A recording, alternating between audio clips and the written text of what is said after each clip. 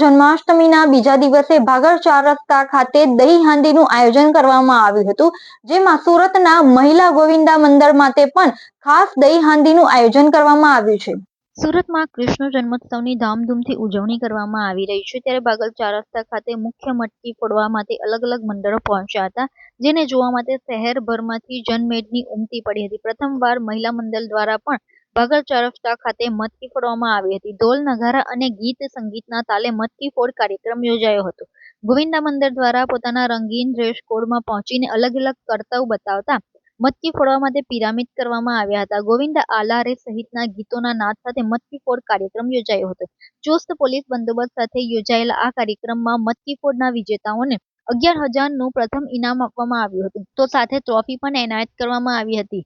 મહિનાઓની મહેનત બાદ ગોવિંદા મંડળોએ સૌ કોઈનું ધ્યાન આકર્ષિત કરતો કાર્યક્રમ આપ્યો હતો।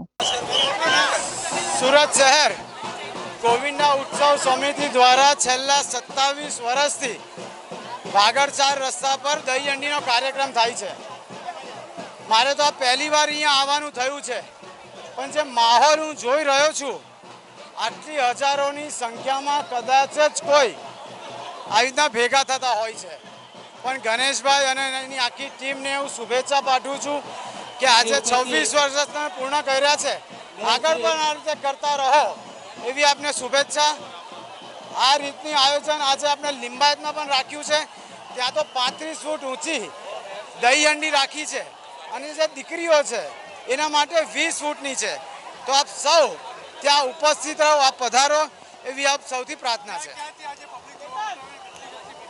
આખા સુરત શહેરથી લોકો અહીંયા આવે છે, હજારોની સંખ્યામાં લોકો ઊભા છે અહીંયા। તમને અગર ખ્યાલ હોય તો 2018 અને 19માં પણ મેં પીપલોદમાં રાખેલું અને હવે ગયા વર્ષથી આપણે લિંબાયતમાં કરીએ છીએ।